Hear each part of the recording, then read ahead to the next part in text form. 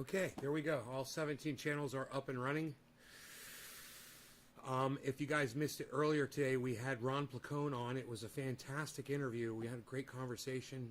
He's such a great guy, and he's such a great guy for helping us out over here, you know, and just coming over. It really does help the show out. I was thinking about something Tim Black said. He's like, man, I'm not going to help people with their shows anymore because they just stab me in the back. And that's some bullshit. You know, if you don't want people stabbing you in the back, Tim Black, don't talk shit about other people. You know, and if you don't know how to criticize someone's words without attacking them personally, you need to lay off a little bit. You know, it just so happens that Ron PLACONE and I did discuss Tim Black before the show. And do you know what he told me? Kind of broke my heart a little bit. He's like, I don't watch that guy. I don't even know what's going on. And I was like, you know, I assume that we're all paying attention. And this is not a dig at Ron PLACONE in any way. I told him right off the bat, I go, bro, you don't need to be paying attention to anything. I know you got a lot going on right now. You know, he's got a lot going on. So it's okay that he doesn't know what's going on in current events, or hey, Kristen, or what's going on in the hearts back to you, honey. Doesn't know what's going on in the podcaster realm. It's okay. You know, I let him know what was going on, and I told him what had happened. He said, yeah, I heard something about Brianna Joy Gray. And I said, yeah. I said, I think he's just suffering some menopause right now, man. You know, he's just losing his shit. And I've been there, you know, and Tim Black kind of helped me with that. And I realize when I criticize people, fellow podcasters, I don't care if it's Jimmy Dore, you know, my favorite podcasters, or if it's Ben Shapiro and Steven Crowder, I generally don't attack them personally. I do. I mean, I'm guilty of it. You know, I go after Ben Shapiro's yarmulke all the time. I find that to be a red flag for a person. So on that level, yeah, I attack him personally, but not out of vitriol, not because I'm disgusted with Ben Shapiro that he's Jewish or that he displays that he's Jewish. That's not why I'm disgusted with Ben Shapiro. I'm disgusted over the fact that he's expected to be this person of great knowledge, you know, a spreader of information, news, and for me, it's a hard pill to swallow when I know that someone is just lying to themselves about a man in the sky, and that their man in the sky is the man in the sky, and it's not the other 200 men in the sky. That's the right man in the sky. It's their man in the sky, and it's just so hypocritical and stupid. That's not a personal attack from me. That is an attack on your ability to not be indoctrinated, and I want you guys to understand the difference there. You know, when I go after Tim Black, hey man, there's a few things I could always attack Tim Black on personally. I refuse to go there. I'll call him a racist when he's saying racist rhetoric. It's not a personal attack. That's commentary on the things he says. Again, not going after him personally. When I go after Steven Crowder, you know, I call him a frat boy douchebag. But, you know, he is. It's not a personal attack on him. And when I talk about Candace Owens, H.A. Goodman, just about anybody, I generally stick to their words. Now, hey man, I'm not innocent in all of this. You can pull up all kinds of personal attacks that I've done in the past. But my point is this. Tim Black is the guy that opened my eyes up to not attacking people personally, and now he's doing the very thing that he taught me not to do. It's a little ironic.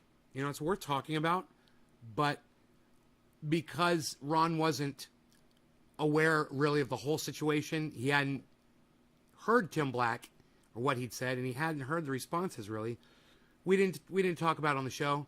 And it's nothing that I really wanted to talk about anyway. It's just you kind of have to. It's the elephant in the room, you know. Ron knows Tim Black personally. They've worked together. So, you know, just things that I think are worth bringing up after the fact. DC Fishing, Hippie Chick, Kristen, and Kevin. What's up, everybody? Hello. I'm going to go ahead and refresh the chat. I'm going to try to do a... well, let me get some water. Let me get some water really fast. Give me 1 second on that. I'm going to try to do a bar here.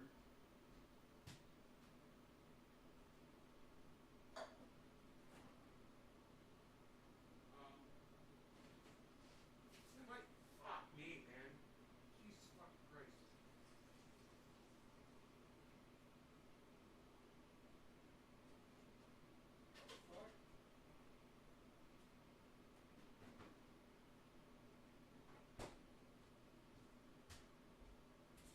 Water on my floor for no reason whatsoever. Okay, so no one is here, huh? Wow. All right, I guess nobody wants a show for 7:10 tonight. Holy shit.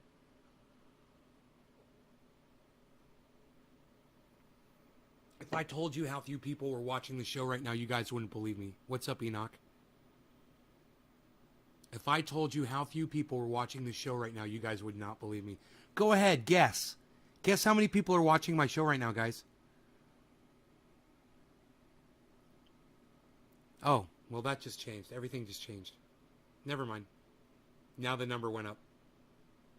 It just went up. 3. Now it's more than 3. 1, now it says... Patricio Guillermo Gregorio. Hey, Patricio. Hi, Patricio. Says 3. I'm sorry that you have a headache, man. I feel for you. It's going away. You know, I took 4 Advil about a half hour ago.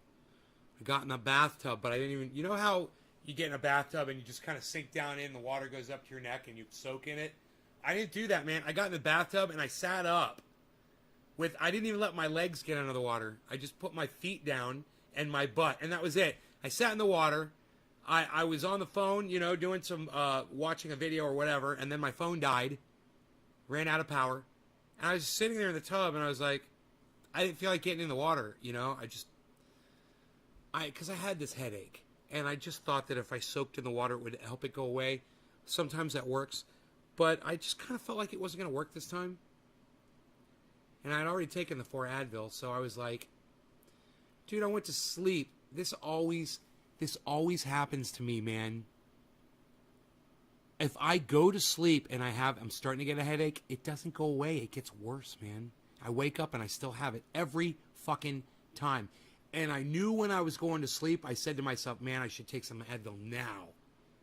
I don't like waking up with a fucking headache.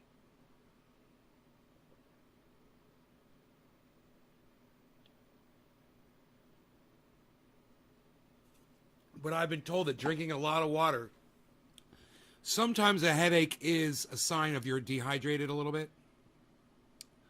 So, I mean, I wasn't outside working hard today. I mean, I guess I was, wasn't I? I got a surprise for you guys. Who can tell me what that is? What is my thumb pointing at? Can any tell me what my thumb is pointing at? I'll let you guys try to figure that out, and I'll get my bong ready for this fantastic moment. Fleckfield! Hi, everybody. I'm Phil Swift, and it's Fleckfield. I got the entire family of Fleckfield products.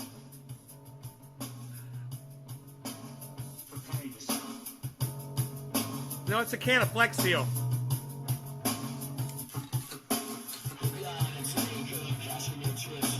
I thought you guys might like that. Hypocrite, a hypocrite, a hypocrite, a hypocrite. Century, century, century, century.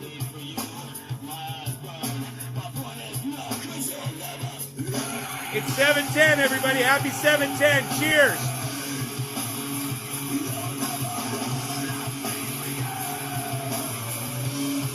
Rubberized rubber in a can. Liquid rubber in a can. Cheers. Oh, wait, here, I'll bring this up.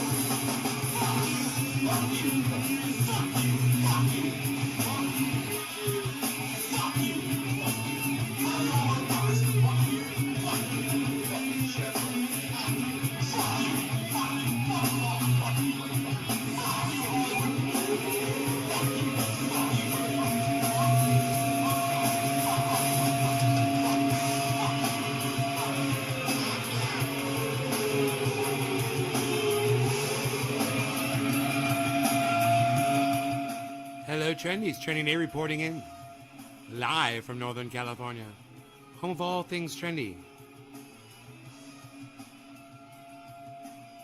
Whoa. This is the Ox Project from Orlando, Florida.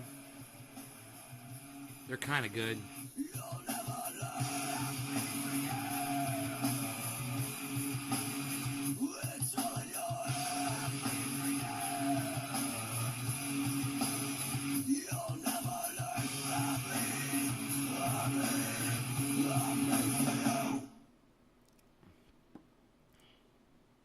So much weight loss. So, I want to talk to you guys about a little bit about climate and what Barack Obama failed to do on climate. So check this out, okay, guys? If you look at even what happened the last 24 hours, same thing, right? Joe Biden has tweeted out, climate is an emergency, we can't wait. And then within the same 24-hour window, he goes out and he calls for OPEC to increase the production of oil. Now, look, we have a serious problem with the world market and oil production, and if it's not produced in the United States, it'll be produced elsewhere, and how do we actually deal with that? Those are all legitimate questions. But there's obviously a fundamental contradiction when a president is saying, take climate change seriously, and then pushing for more oil production. That's what happened in the Obama era, and it was a disaster. If that happens again in this era, it will be an even worse disaster. Now, all of that is a bummer, but here's the silver lining, is that I think that politics has changed a bit since the Obama era. And you do have a handful of legislators who are now saying they are not going to pass the infrastructure bill unless a serious climate bill passes along with it. That kind of dynamic in Democratic politics really did not exist before. And so those legislators who are saying they're going to hold out, whether or not they actually follow through, and that's a big if they follow through or not, that is a huge thing. It could be a game changer.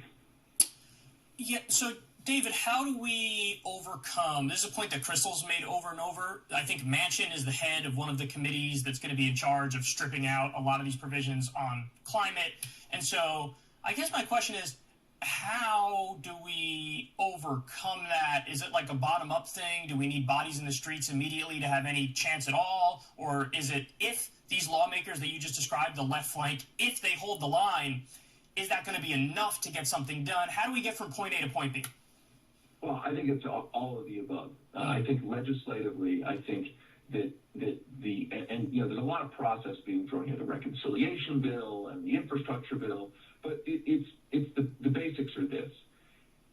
Joe Manchin and Kristen Sinema and conservative Democrats really want that infrastructure bill, that smaller bipartisan infrastructure bill, which doesn't have much climate stuff in it at all. They really, really want that. So the strategy here is that, and this is the so-called no climate, no deal strategy. The strategy is basically, we will not pass that bill until the bill with the climate stuff, the reconciliation bill, also passes. And it's kind of a game of chicken. And the idea is that the best leverage that you have... With our lives hanging in the balance, you got to love that. You know, that's the payoff. It's us, you know? A game of chicken. Nice, huh? On Joe Manchin is, if he wants that infrastructure bill... If Joe Manchin could choke on a fucking chicken bone right now and drop dead, I would dance a 10-minute jig for you guys. Just facts. And he will have to accept the reconciliation bill. And that, to me, that seems like just within this legislative battle here, this specific battle, that's what the no climate, no deal crew has to hold out for, and is saying they will hold out for. Now, look, we've been down this road before. I mean, the same crew right on, of progressive legislators did not hold out for a $15 minimum wage back in the first big Biden spending bill. So, again, whether or not they hold out is actually the big question. And whether or not they're really willing to play a game of chicken with Manchin is the question. And here's the thing, is that if they are willing to hold out, the best they can hope for, I think, is that it would mobilize the full force of the White House to put the screws on Manchin. In other words, the White House wants all these bills as well.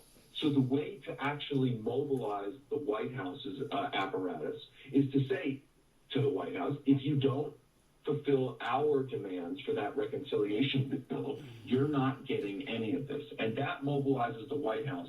I want to tell all of you right now what Joe Manchin's job is. And you know what? I seriously believe, I honestly believe, that corporations have recruited him to do this. To be the spoiler. To be the person who makes sure that no legislation ever goes through. Ever. Corporations needed that.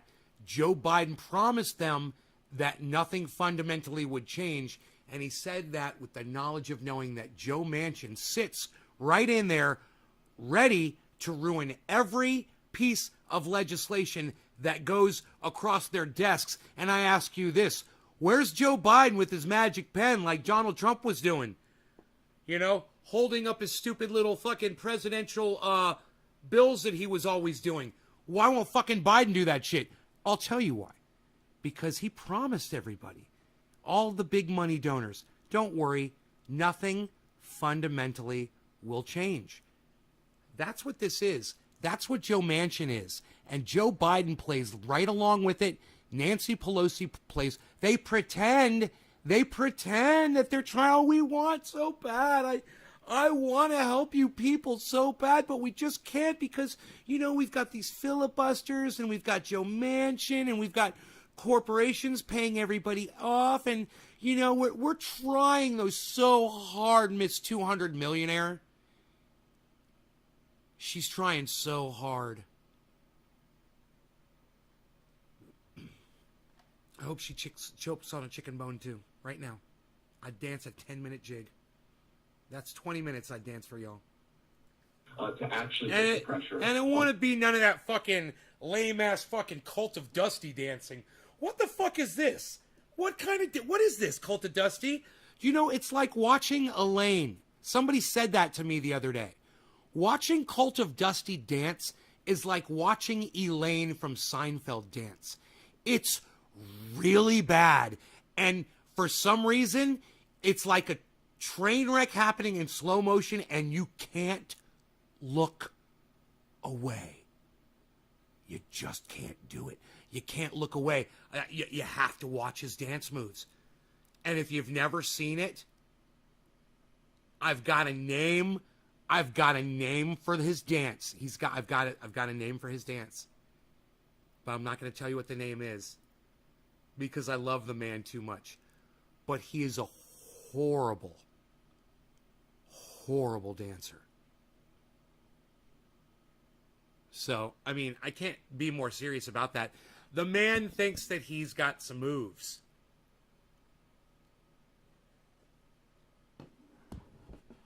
You want me to show you? Okay, I'll pull it up. All right, he does it at the beginning of every live stream. Cult of Dusty. Cult of Dusty.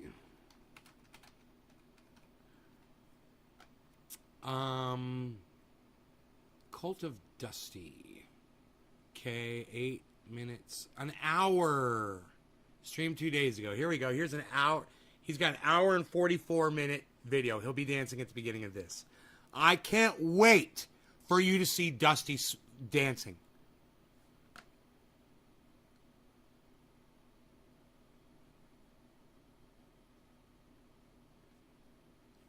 So, here you go, guys. This is Dusty dancing.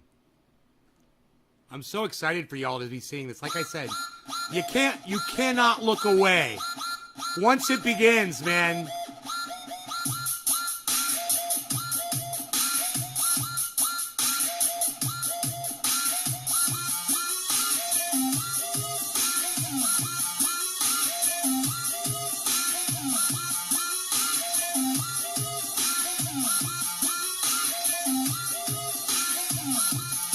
I know what you're thinking. You're like, yeah, man, he's getting warmed up. He's about to bust the moves. No. He just did all of his moves. He's literally already busting the moves. Watch. That's what he's doing. He's busting the moves right now.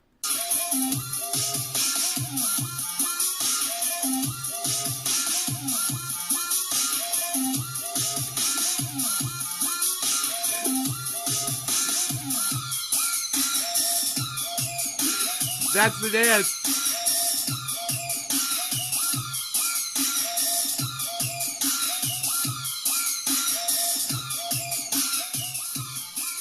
Okay. Now I did have one name for the dance, and I'm not gonna say that, but I've come up with a new name for the dance, and I'm gonna tell you what it's called. The new name is gonna be called "I Just Shot Heroin Dance."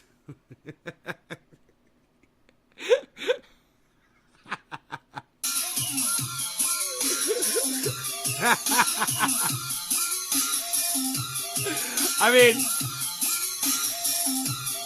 I'm ready for him to curl up in a fetal position and start sucking his thumb, man. What's up, everybody? Welcome to the goddamn greatest show on earth. Now, I gotta tell you, I love Dusty. I love him. Anything I say in jest, that is all it is. It is just me doing some Big Brother style ribbing for him. I love this guy. None of you subscribe to his channel, and it breaks my heart because his live streams are fucking bomb. I have so much fun when he's live. I'm not live usually, man, because I'm watching him, and I really like his show. I just shot heroin. I just shot heroin dance.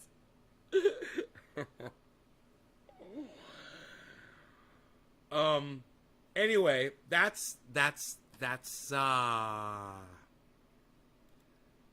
dance. He's got a great show. Check it out. You subbed? Oh, I don't ever see you in there when he's live, bro. You guys make sure you sign up for notifications with him so you guys know I'll be in there. He goes on at certain days, certain times, I believe. Like, I think he goes on Fridays. So I think he'll be live tomorrow night. I think it's Wednesdays and Fridays. Unlike me, I'm live every night for y'all. So whenever you need me, I'm here. Right? Always. When you need a show, just wait a few hours and one will be going live. It's like waiting on a tram. You're at the garden center, waiting on the Nay tram. It's gonna pull up into the station any moment, and we'll be taking off. So David Sirota is speaking about what a horrible failure government has done with trying to pass climate legislation. Let's let him continue here. On the moderate part, the conservative wing of the Democratic Party.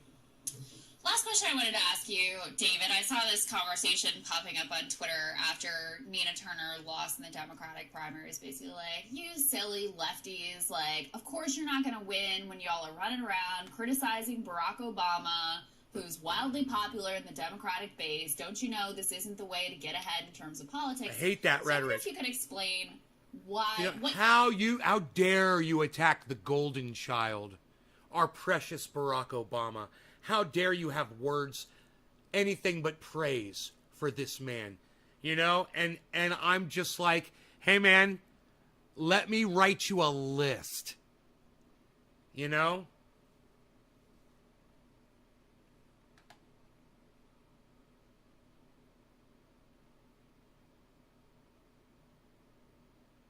By the time I'm home, you're going live again. Right on, Josh.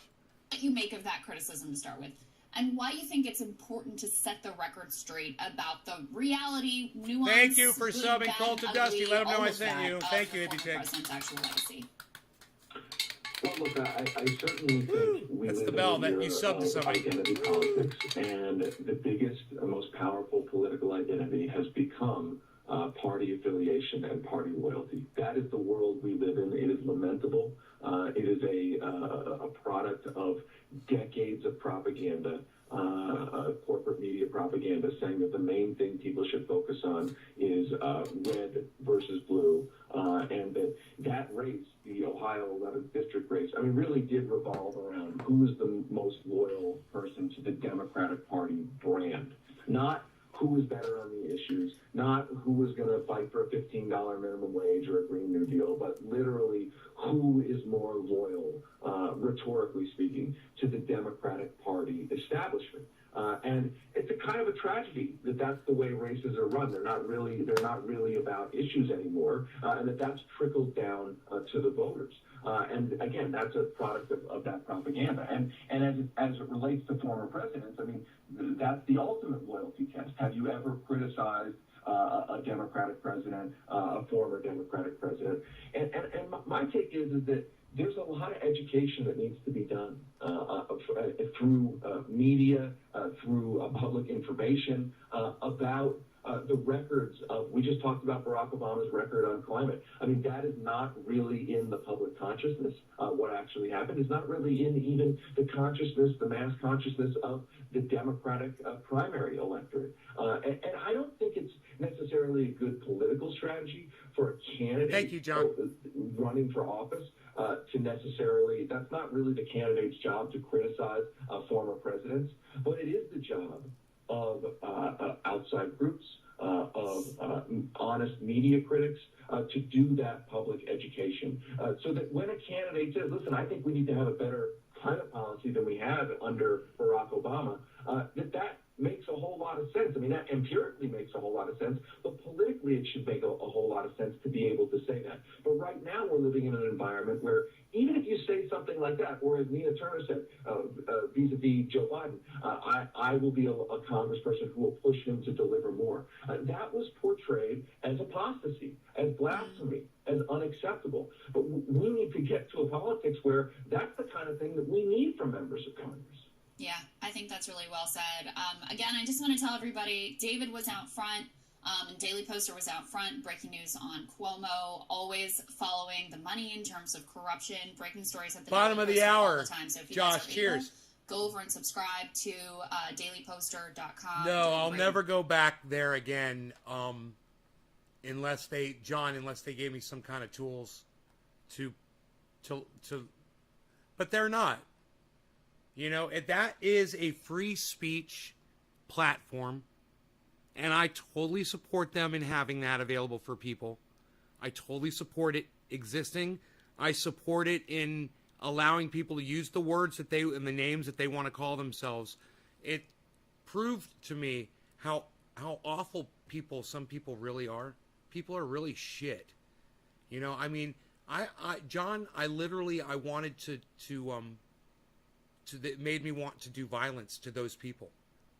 You know? I mean, that's the best way I can say that. People are shit, and I don't have to expose myself to those people. You know? They're fine. If they're happy over there, and they want to do their thing, they're going to do it without me. It's not a dynamic. It's just pure filth. And like I said, I support it. I totally support it. It's not for me, man. You know, I'm not going to go in there again. I learned my fucking lesson. Fuck that shit.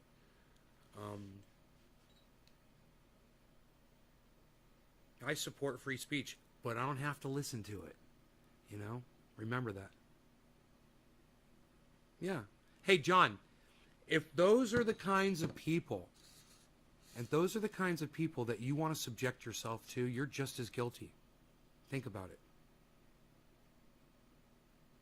You know, it was vulgar, and there's no point to that kind of rhetoric. But when y'all play into it like little sheep, you know, you think you guys are exercising free speech, but you're really being manipulated by racists to use their racist names as you they get off. They got their dicks in their hands. You know, they get off on that shit. And you, by just being there, contributing to it, you're just as guilty as the people that call themselves those names I won't even repeat on this show to say how awful they are. You know?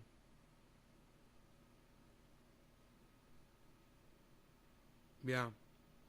Well, you know, by you observing, you're participating. By you being there, you're participating. You know how I know that, John? Because you were one of the people that was there, or you're like one of the people that was there that wasn't participating, and I could see every single one of your names in a list of viewers, which isn't common for social media podcasting. Everyone should have that. You should be able to see every single person that's watching you. It's only fair. Well, I like that they have that there. That was cool. I could see everybody's name that was watching the show. And let me tell you something. Just that in itself isn't just your body being in there is one more number on that list that makes anybody that's a podcaster feed off of you and those numbers. You do participate.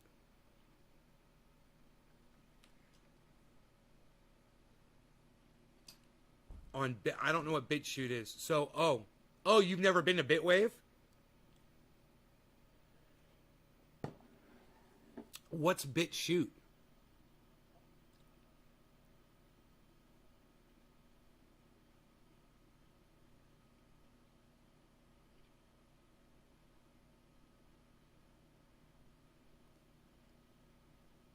I'm glad that you weren't there, man, because it's vulgar. And if you saw it, if you were able to see the chat, what was being said, you'd see what I'm talking about if you're not aware of that. BitChute is like a free speech focused YouTube. I've never heard of it before. I know, right? Josh, I know, right? He says so many bits, coin, wave, shoot. It's getting overwhelming.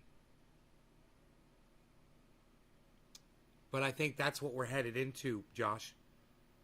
You know, there's going to be a whole bunch of new services coming out because there's a whole bunch of new internet property that's been sold, you know? A lot of platforms out there, a lot of crypto-based platforms. You can only upload to BitChute. Yeah.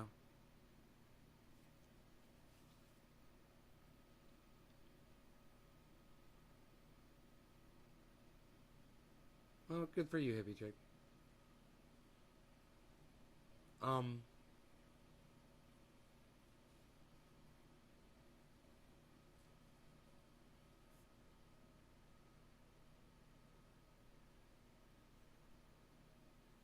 God, the sun is so beautiful. It's sad because it's because of smoke. But it's this orange color, guys. It's just this orange. It's the color of fire. The sun is the color of fire right now. It's just amazing through the trees. Wow, man. I wonder if I could get a picture of that. God, that's beautiful, man.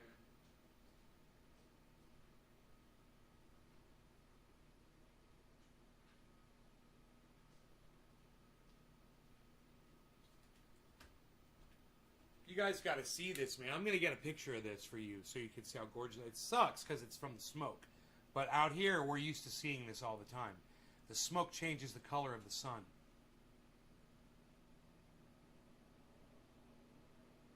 You sit on the sidelines and observe the toxic people. Yeah. Yeah. I got you.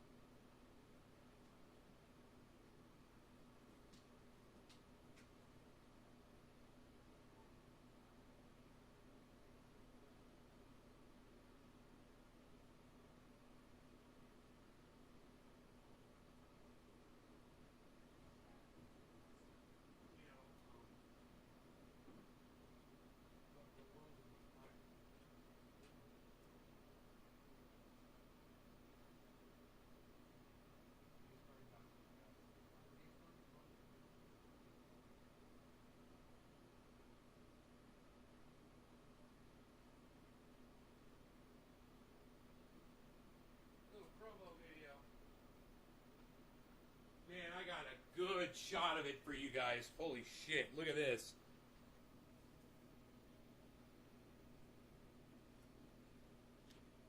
So that is actually, it's actually translating really well. That is what the sun looks like. It is that color. And there's a nice shot of the girl here. Those guys. That's what the sun looks like. It's kind of lost the orange. Yeah, it's kind of lost the orange now. Wait. It's more orange than that. There, it's that. It's more that orange right there. 6 p.m. tomorrow, we've got Savage, Joy, Marie, Mann. She will be here. It's just sad. It's because, you know,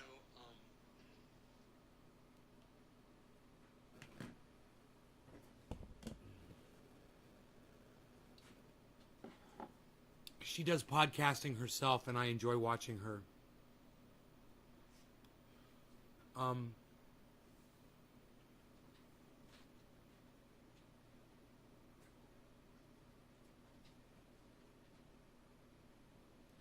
I enjoy her tweets, too.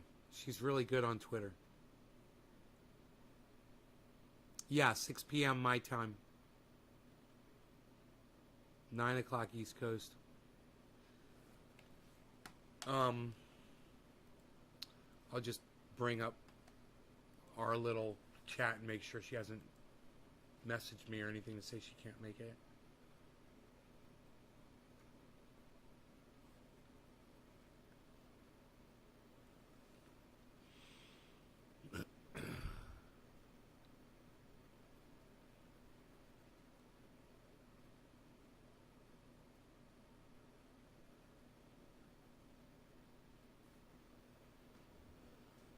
Oh, man.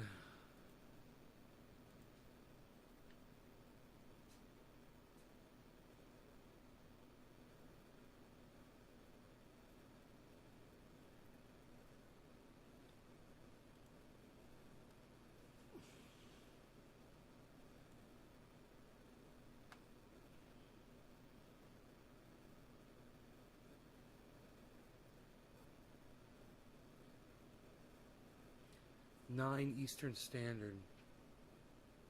sure. Okay. 6 p.m. What's the air quality like? It's perfect, man. That smoke is up. It's up above where we are. We can't smell it. There's no ash. There's no smoke here. But it's up in the sky, really high up there. It's in the atmosphere. It's been blocking the sun all day. I could tell. I was outside. I could tell. You know, that's one of the things I was talking to Ron PLACONE about during that interview. I explained to him that our pollution blocks the heat of that sun.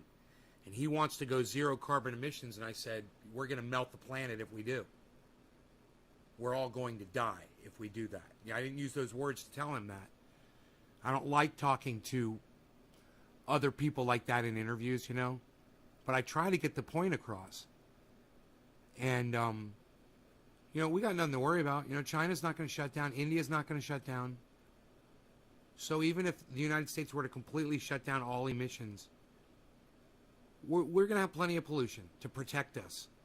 And we need it. Until we can figure this shit out, we need it. You know? I wonder how hot we would be if we didn't have... Man, that'd be a great question to ask Dr. Guy McPherson. But see, this is what's fucked up. If we didn't have CO2, would the planet be cooler?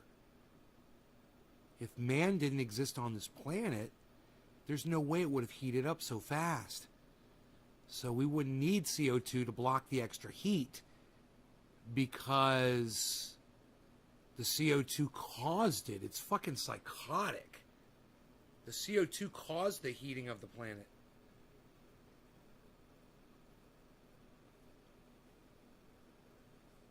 Anyway, listen, guys, I'm cutting this one short. Numbers dropped off. People are bored. I would have smoked all hour. I would have had a blast with y'all. But my audience doesn't seem to want to hang out and chill. So I've only been live for 40 minutes. I usually don't cut them this short, but I can't justify staying on with this few people watching, man. I'm just I'm a little disappointed. And I had a headache when I started, and it's totally gone now. My headache's totally gone.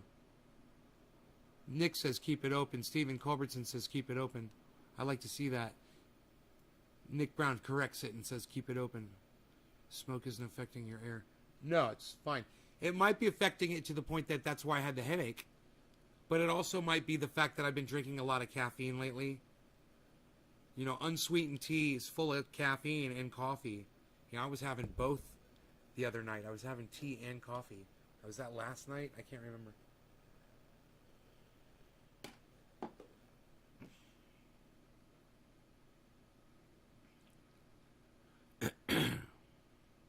My numbers just shot up. If you guys share this around, maybe I'll stick around. You share this around, maybe I'll stick around. Get me some people here, people. Share it in some music-loving groups.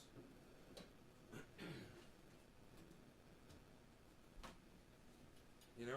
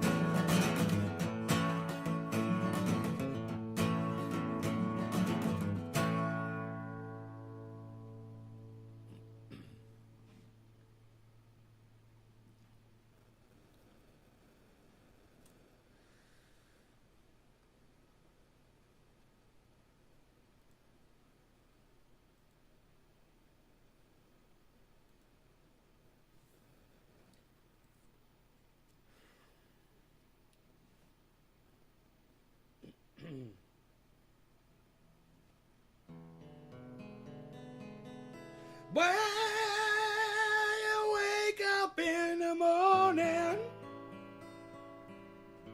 you hear the work bell ring, and they march you to the table.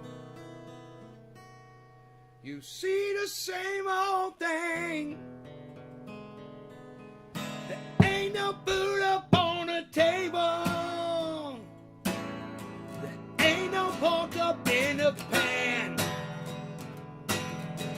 But you better not complain, boy. You get in trouble with the man. But let the midnight special shine a light on me. Let the midnight special shine a light on me. Let the midnight special shine a light on me. Let the midnight special shine an ever-loving light on me. Yonder come Miss Rosie, how the world you know. By the way she was apron and the clothes she wore.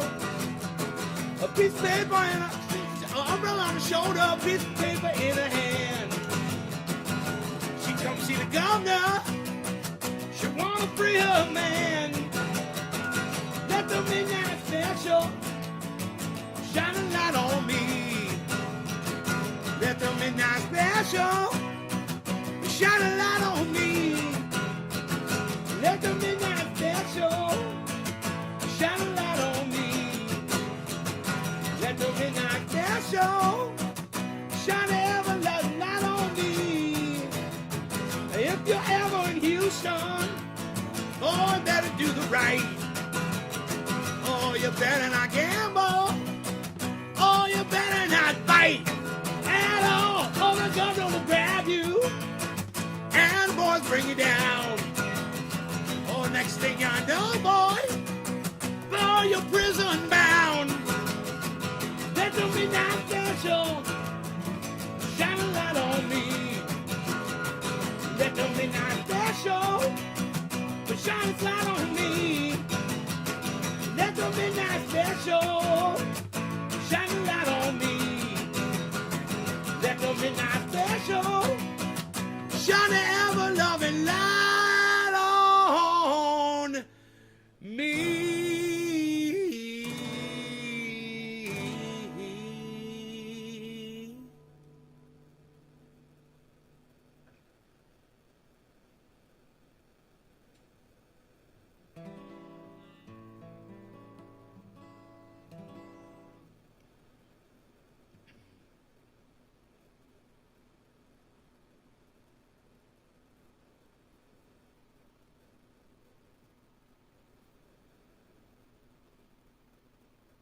I had a headache when I started this song.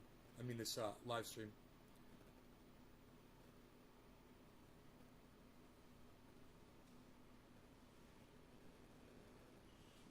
Still do kind of a little bit. It's not that bad.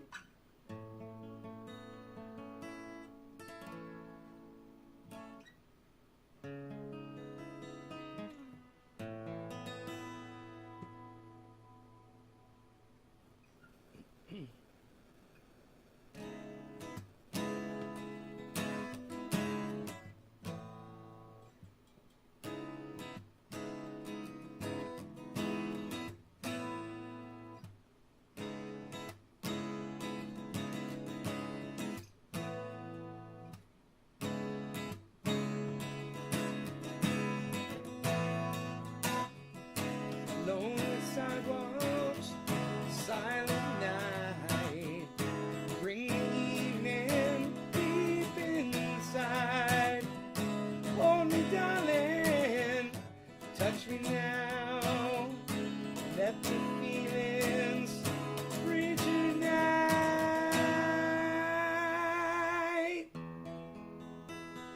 Love is on the way, I can see it in your eyes.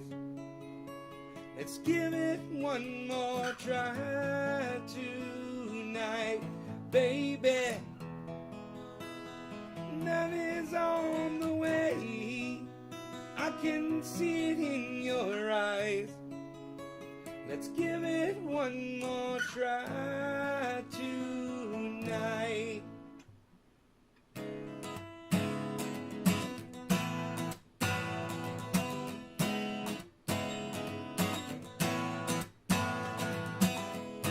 Time to season wipes the tears. No rhyme, no reason, no more fears. Are we dreaming? Far behind. You are here and everything's alright. Love is on the way, I can see it in your eyes. Let's give it one more try tonight, baby. Love is on the way, I can see it in your eyes. Let's give it one more try tonight. And in the morning I'll be gone away. All the things I've left behind. If you need me, I'll come night or day.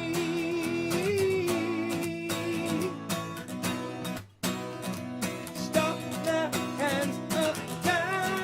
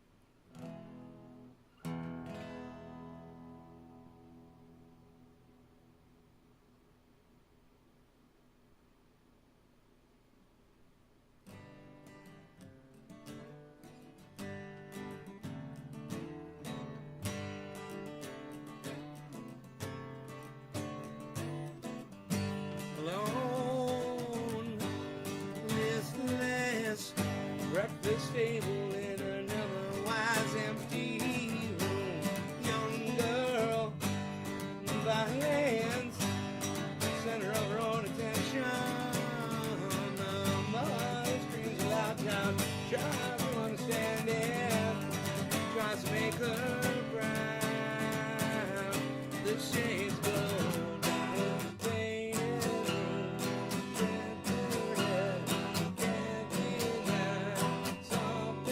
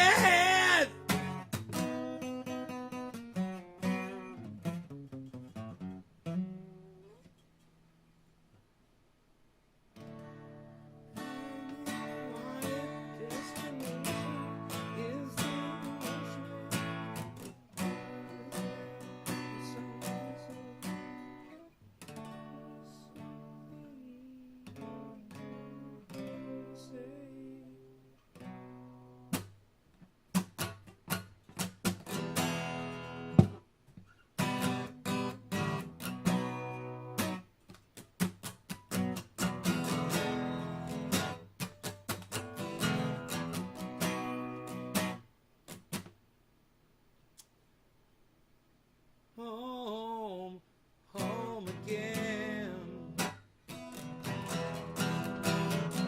I like to be here when I can. When I get home, I'm so tired. It's good to warm my bones beside the fire. Far away across the field, the towing of the iron bell. People to them.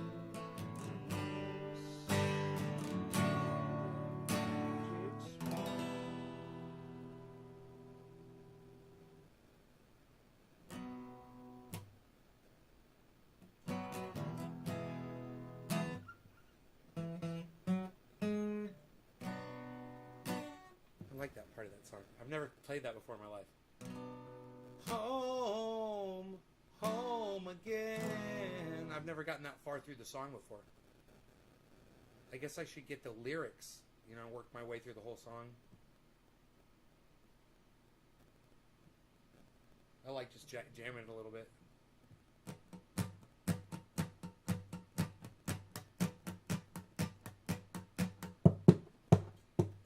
Taking away. What key is it starting? I forgot. Taking away the moments to make up a dull day. Better waste the hours in an old bad way. Banging around on a piece of ground in your hometown. Shorter of breath. One day, closer to death.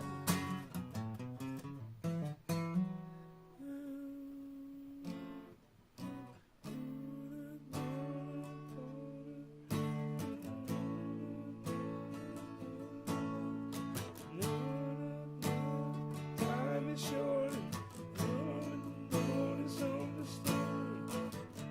And then one day you find 10 years have gone behind you. No one told you where to run. You missed the starting gun.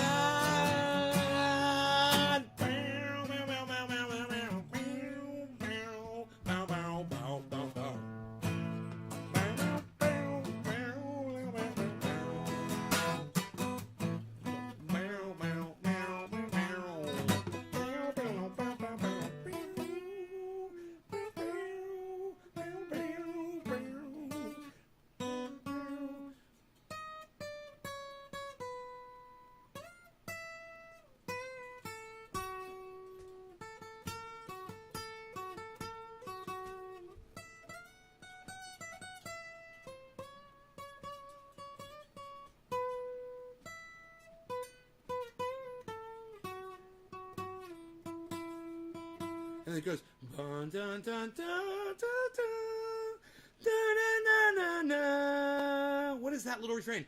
Dun dun dun dun dun dun dun dun. Then the women are singing. Oh.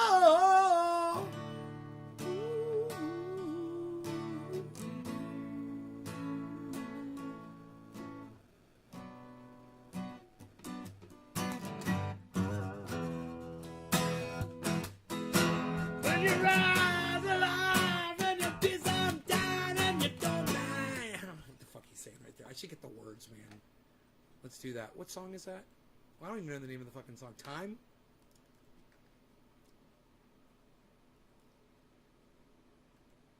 Time, Pink Floyd lyrics. Okay.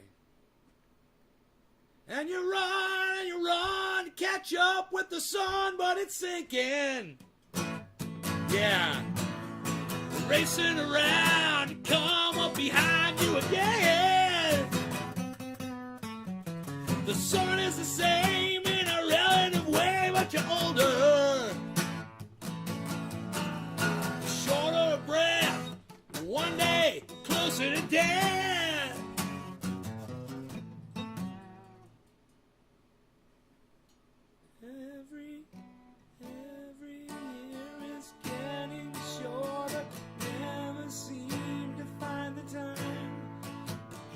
anxiety that come to naught, or half a page of scribbled lines, hanging on in quiet desperation is the English way. The time is gone, the song is over. I thought I'd something more to say.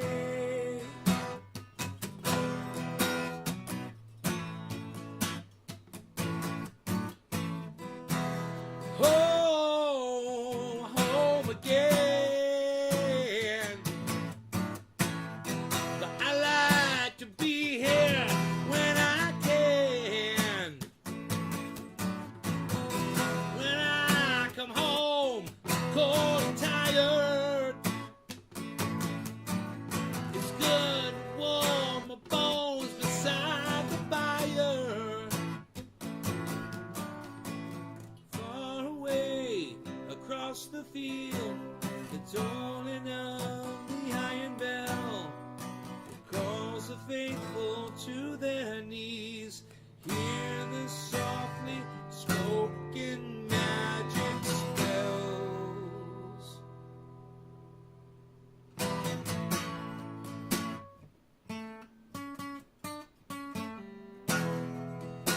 That's it.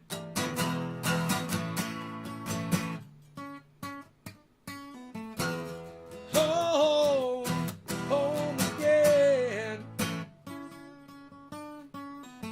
I like to be here. What did I miss? There was one other. It's not a long song. I thought it was a super long song, but it's not. Tired of lying in the sunshine, staying home to watch the rain. You are young and life is long, and there is time to kill today. And then one day you find 10 years have got behind you. No one told you when to run. You missed the starting gun. And you run, catch up with the sun, but it's sinking. That's it. Every year's getting shorter, never seem to find the time. Plans that either come or not. Yeah. You alright, buddy? We good? You good, Harles? Everything alright?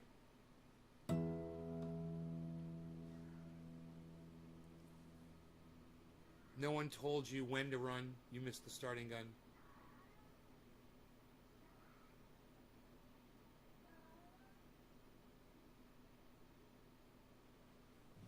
No one told you when to run. You missed the starting gun.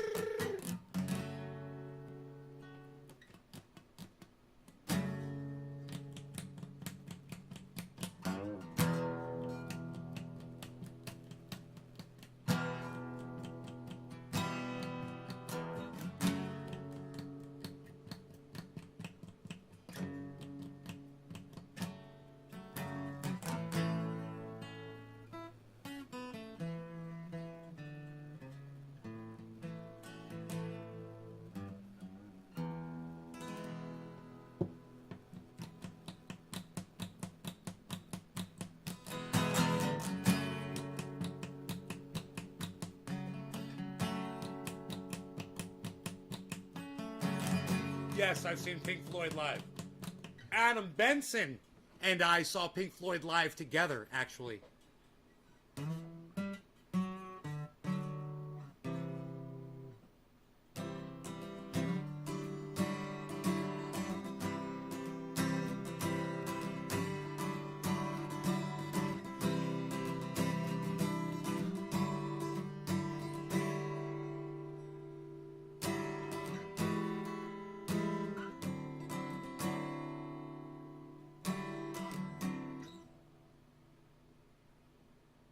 Movable C chord. You forgot your topping off the pool? Jeez, I hope I don't have anything running.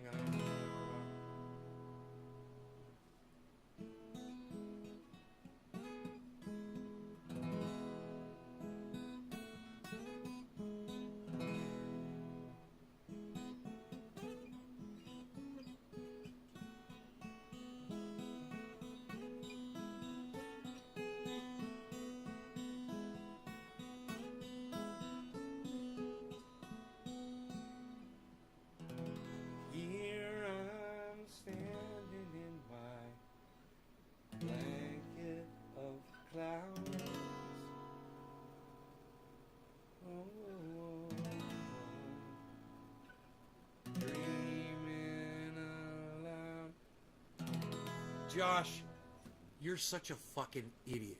You didn't even mention the best goddamn decade of all, bro. Really? How about none of the above, motherfucker?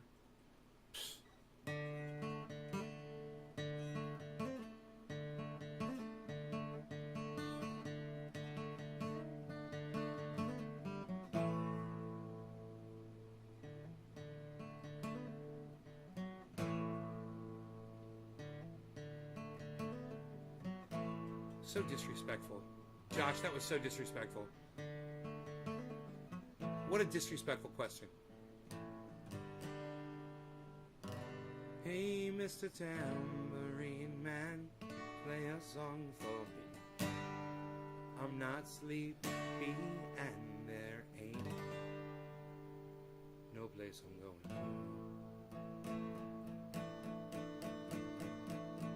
to. Hey, Mr. Tambourine Man, play a song for me. I'm not sleepy and there ain't no place I'm going to.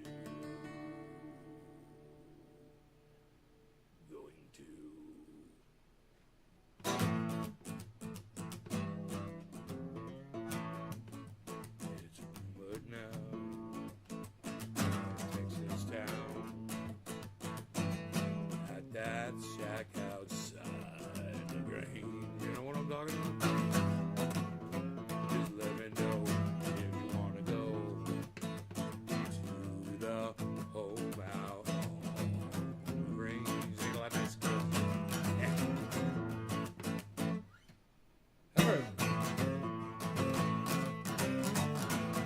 Have mercy.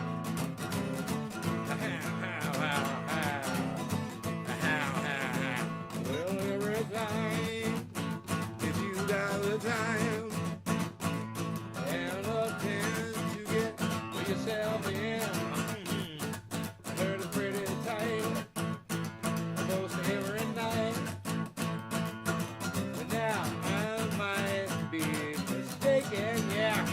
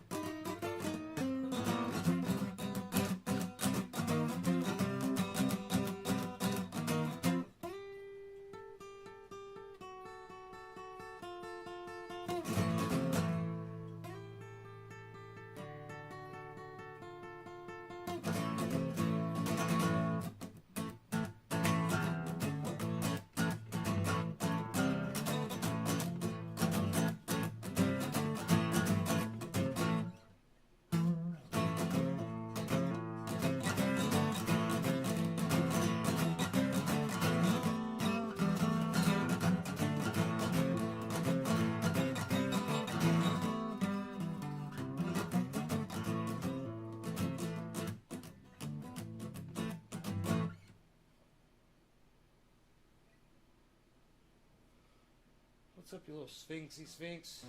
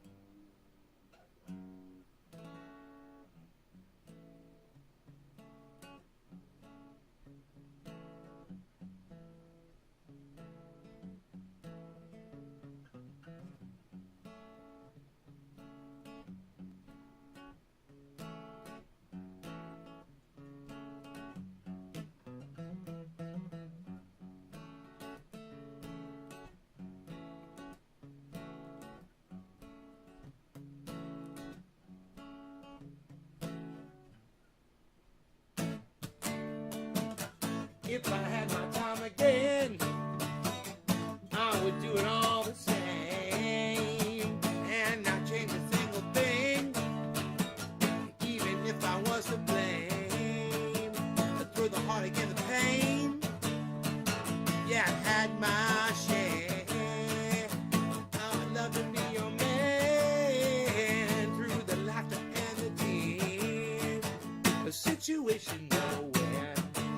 Rush for my change of atmosphere. I can't go on so I give in.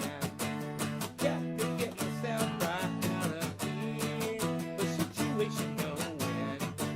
Rush for my change of atmosphere. I can't go on so I give in. Gotta get myself right out of here.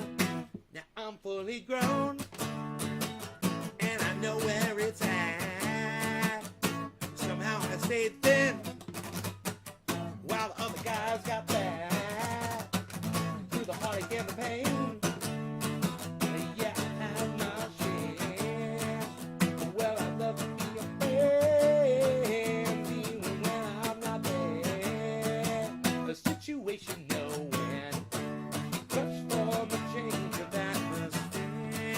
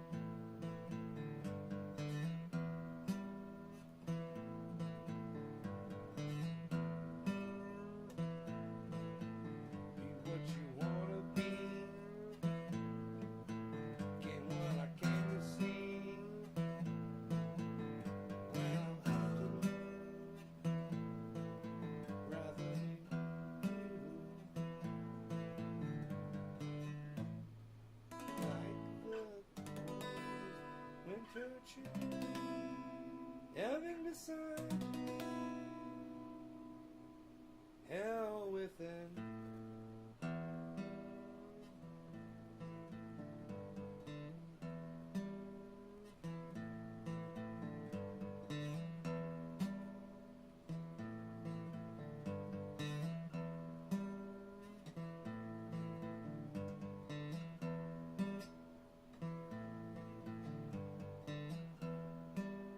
I forgot the words to this song.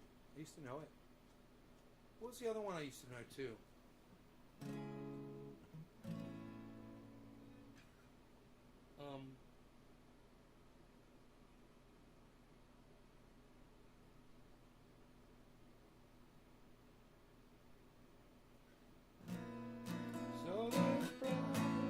So there's problems in your mind. That's fucked up. What's the other song from Alice in Chains that I used to play? I can't remember. Huh.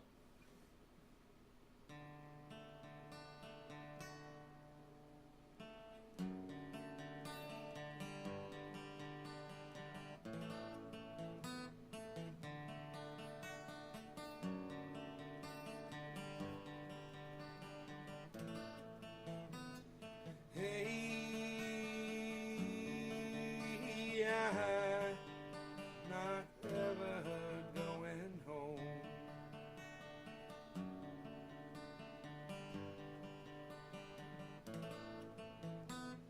Hey,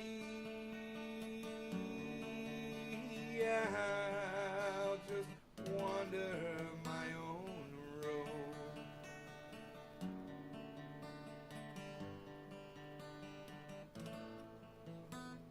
Hey, I can't meet you here tomorrow. No, misery so hollow. Say goodbye, don't follow.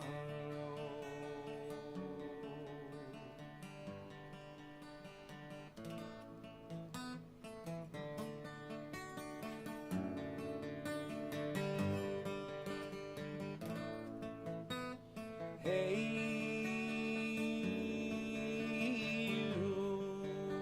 you live in life full throttle.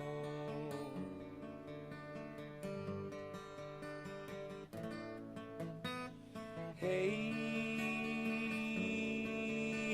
you pass me down that bottle.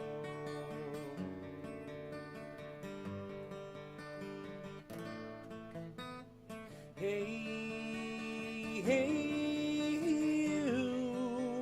you can't mess me around now. No, it's so lost I don't know now. Hurts to care, I'll go now.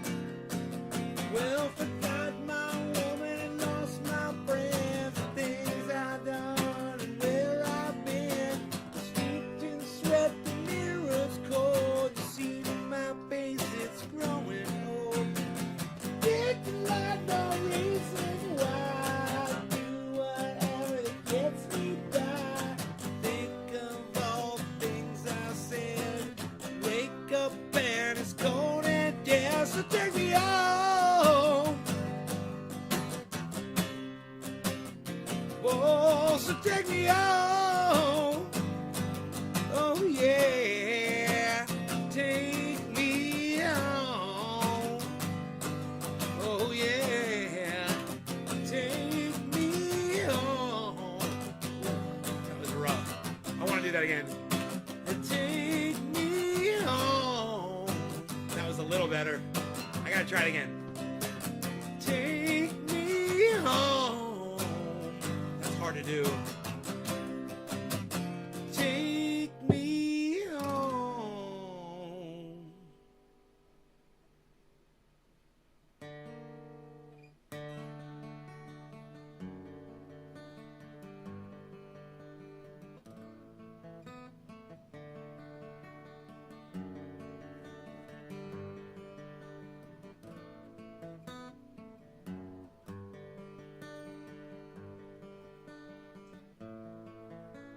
Say goodbye, don't follow.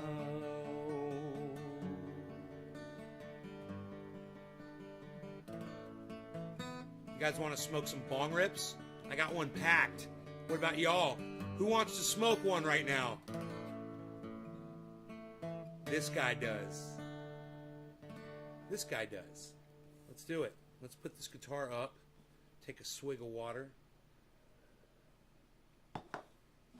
Trendy Philip 2.0. Okay, buddy. And pass me down that bottle. You can't mess me around now. No, no. It hurts to care. I'll go now. No, what did he say before that? What's he say before that, man? You can't mess me around now. Oh no, I think I know now. It hurts to care. I'll go now. What's he saying that one line right there?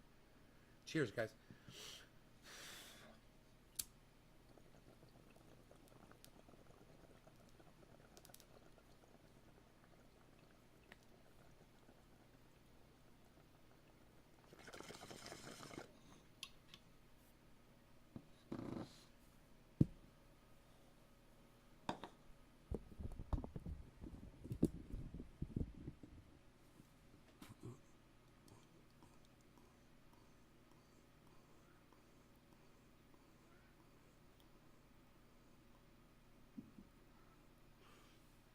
Cat wants me to feed again.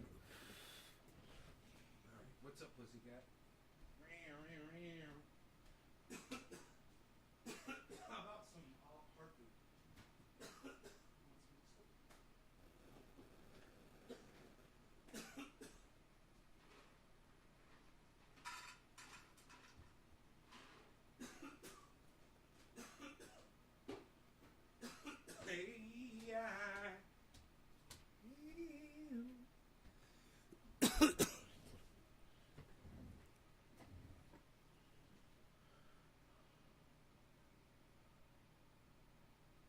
I can't.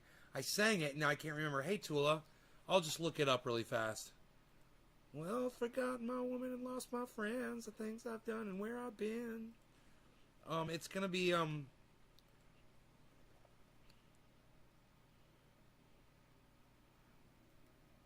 Don't follow Alice in Chains lyrics. What's he say?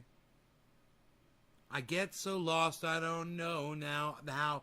I think I said that. Get so lost I don't know how. And it hurts to care at all now.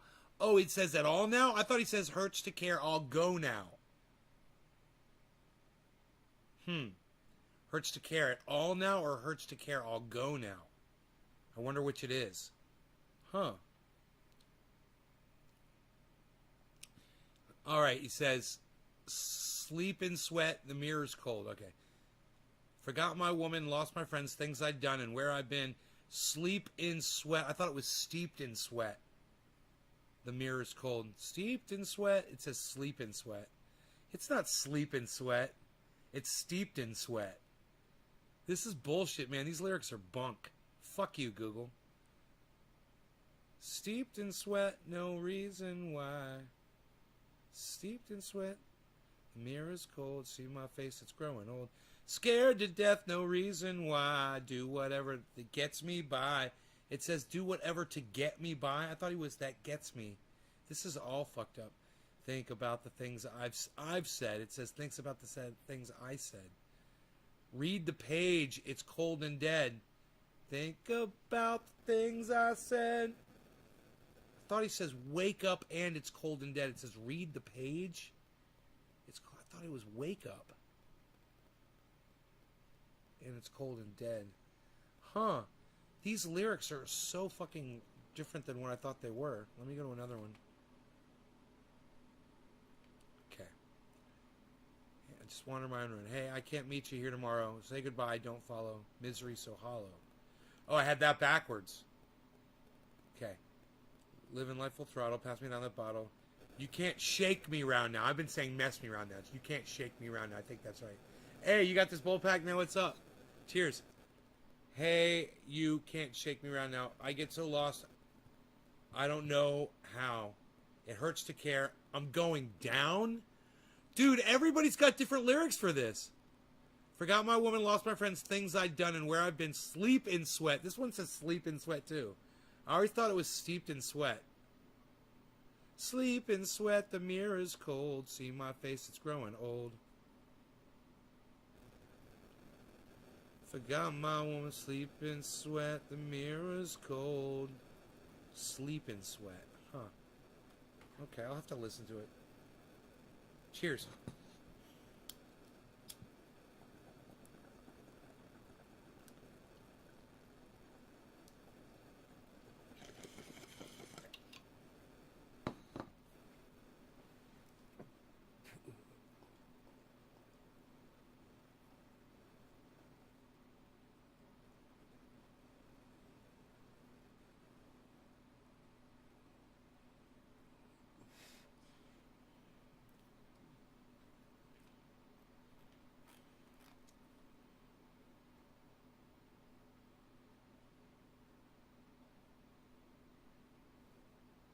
The chat room's up.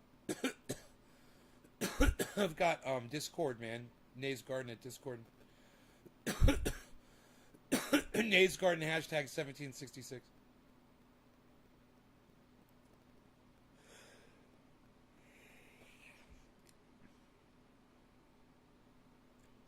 Steeped in sweat?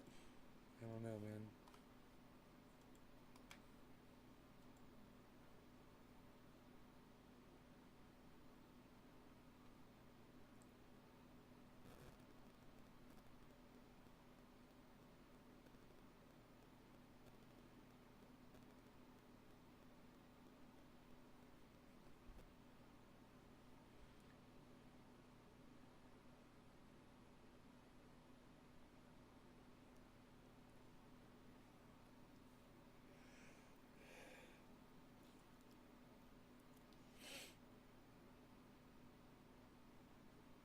Rand Paul's been censored by YouTube for disinformation.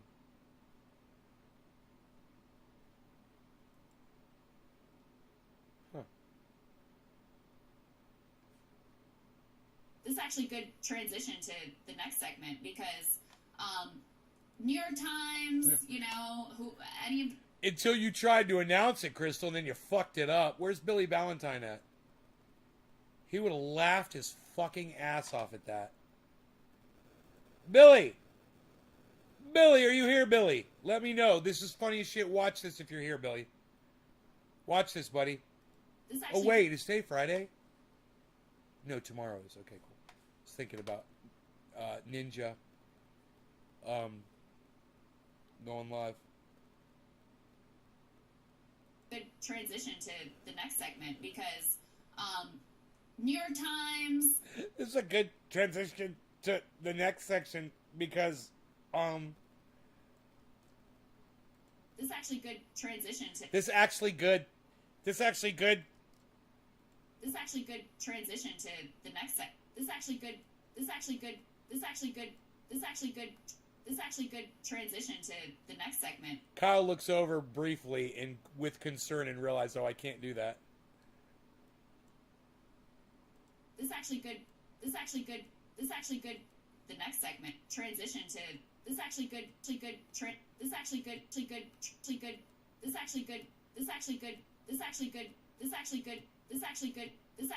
transition. This actually good transition. This actually good transition. This actually good transition. This actually good transition. This actually good transition. Hey everybody, it's this actually good transition crystal ball on Breaking Points. It's this actually good transition crystal ball. That's her name. This actually good transition. This is so funny. This actually good transition. This actually good transition. This actually good transition.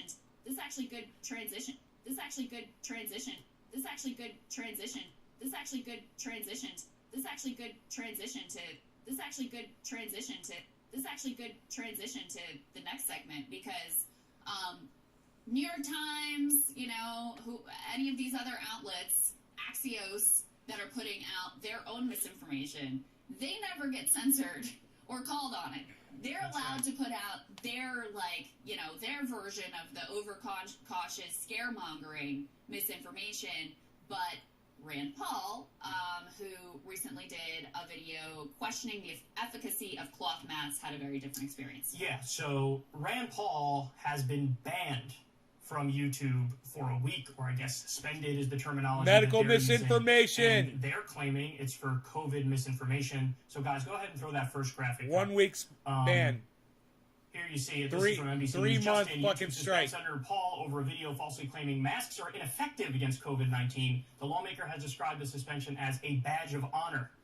Okay, so here's some of what he said. He tweeted this: left-wing cretins at YouTube. All right. I don't know if I can play what he's gonna say. Let me. Kind of funny. I wish they were left wing. Yeah, Go ahead. yeah. Liberal elites is better. I might have to mute this. Left-wing cretins at YouTube banning me for 7 days for a video that quotes 2 peer-reviewed articles saying cloth masks. Yeah, I can't let him say what he's about to say. I don't even know what he's gonna say, man. But I can't play it on my YouTube channel. To a video, it's the original video, but he's linking to an alternate platform where it's still allowed. And YouTube indicated that examples of the offending content in the video include the line, quote, most of Okay, I can't play this either because YouTube sucks my dick. trying to shape human behavior isn't the same as following the actual science, which tells us that cloth mask. I do want to point out I've got to that skip over Biden's that. former COVID advisor, the epidemiologist Michael Osterholm, and this guy, by the way, is also the director of the Center for Infectious Disease Research and Policy at the University of Minnesota. This guy's an expert's expert. Mm-hmm. He said the same thing on CNN about a week ago. He was talking to Christiane Amon. And once again, he's going to say the thing, and I can't play the thing that he's going to say. This is so obnoxious. Let me get rid of this. This is so fucking stupid that I can't play this for you guys. It's so stupid that I can't play this for you guys.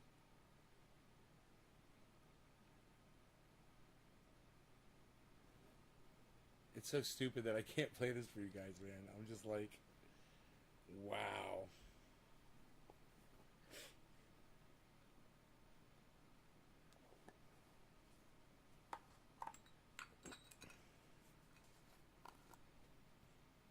Wow, man.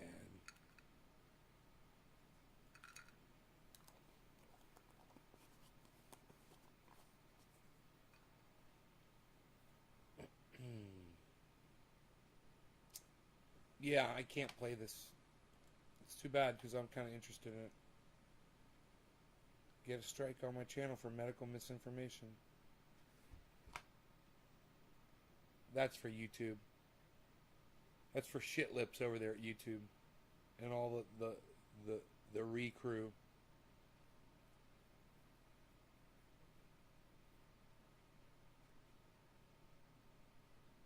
The Climate Pledge Con.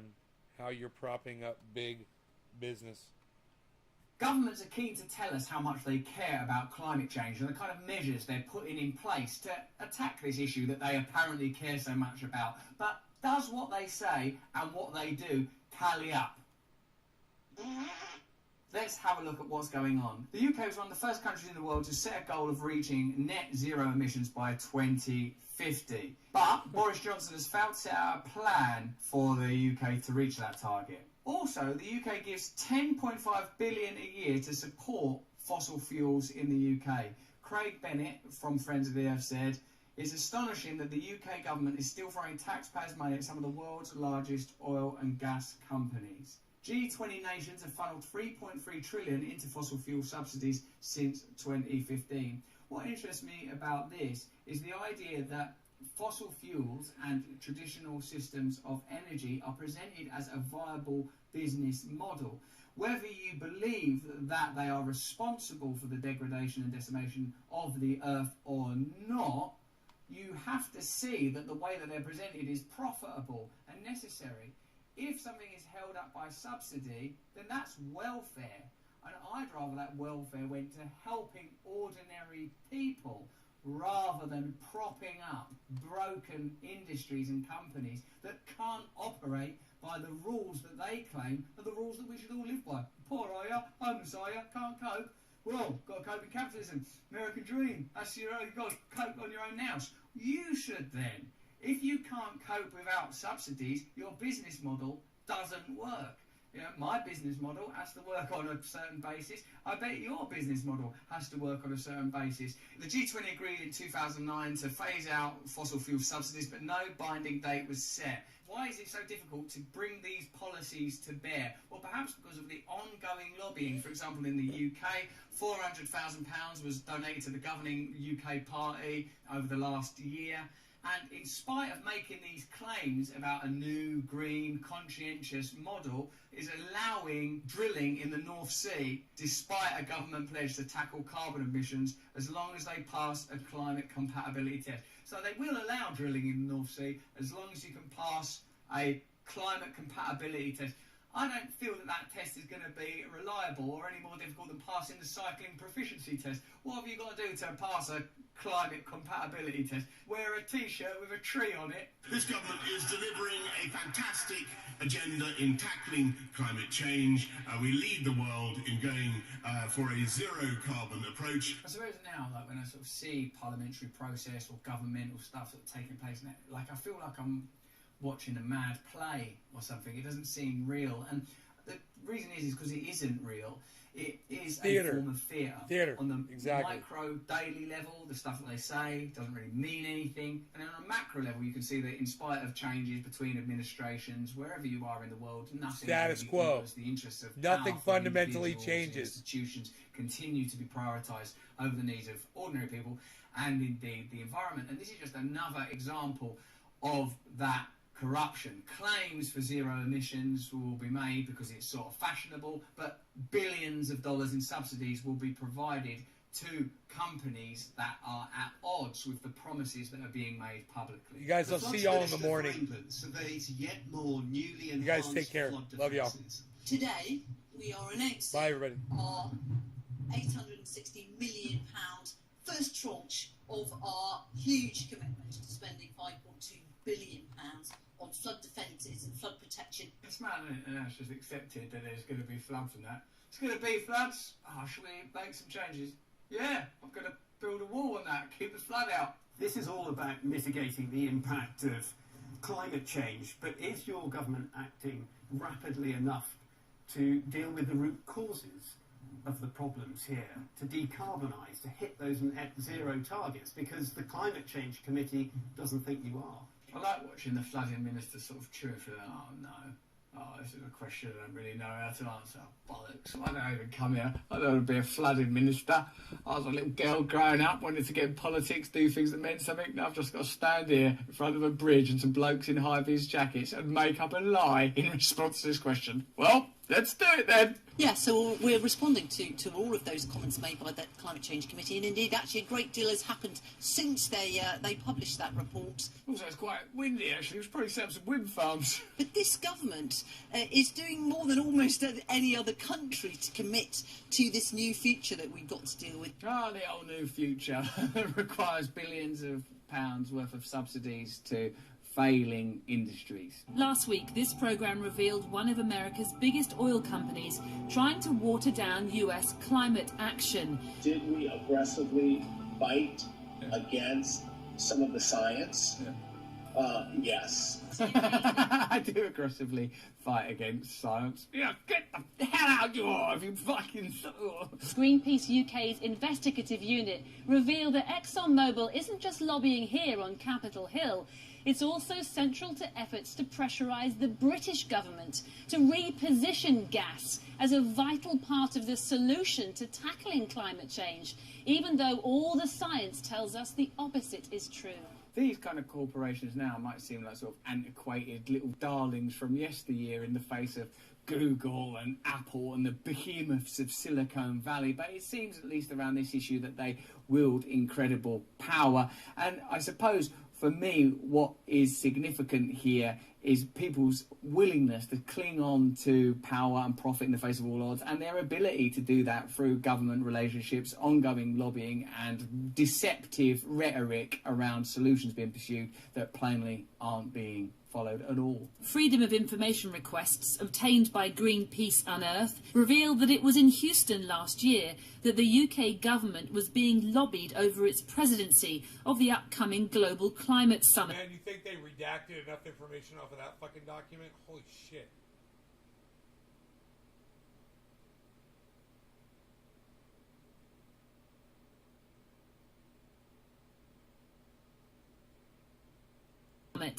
Over dinner, ExxonMobil, Shell, BP, Chevron and Equinor met with the then UK Trade Minister Conor Burns. Why is all this happening at a dinner anyway? If you're going to have these crony lobbying conversations, have them in a bland, open-plan, awful glass and steel office. Don't have it while being served wine and whipping a plate lid off. Ta-da! Is this my main course? Yeah, it's £500,000. To press for the UK to be more lenient about the role of gas. The Houston consulate told officials in London, these companies want to work with the UK, but they need support from governments like ours so they can be seen as a vital part of the solution to future energy provision. Could you support us in being seen as part of the solution of energy provision? That's how it works, isn't it? It's so sort of coded and illicit and full of, like, innuendo. Would you mind awfully if we were seen as part of the solution? Why is it that it's not plain conversation about resources, consequences of particular types of energy, the nature of government and power? The whole thing is farcical and theatrical, and I think that's what creates a sort of apathy, distrust and disconnection around politics. Oh, there's nothing we can do. What's the point anyway? Well, I suppose with this particular issue, particularly if you're in the UK, you can sign a petition to ensure that organisations, institutions, corporations that continue to pollute are forced to pay for those emissions. The link's in the description if you want to click it. Shell said, we make no apology for talking to policymakers and regulators around the world about climate change and how to tackle it. Business must be part of the solution. In a sense, that isn't part of the solution, though, is it? And I suppose this continual gripping to power, gripping to these old ideas when they're evidently defunct, is part of what's preventing us progressing in a meaningful direction. What hope is there for democracy? What hope is there for real change when really power is exchanged and enforced at a dinner? The Foreign Office in London said the dinner in Houston was a routine engagement. It's a routine engagement. We're always having dinners. We're bored of them. It's a routine. Focused on the importance of the transition to a clean energy future. We were not lobbied. Well, there you go. Further evidence that politics doesn't take place at polling booths, doesn't involve you. It's something that takes place at dinners between politicians and lobbyists and powerful transnational corporations, regardless of whether or not it has a negative impact on you and costs you money because of the subsidies required to prop up those businesses. Lies, corruption, deception, and a lovely dinner. That's politics these days. If you want to ensure that these companies have to pay money for polluting rather than continuing to receive subsidies from you, then you can click on the link in the description and sign that petition. If you enjoyed this video, please comment below, or if you didn't enjoy it, you can comment below and tell us about whatever you want. I'm engaged in a dialogue with you. I've already decided that I love you. Every week, remember, I do a podcast, Under the Skin, on Luminary. I've already decided that I love you. I love that, man. They said that. You guys take care. I'll see you guys tomorrow morning.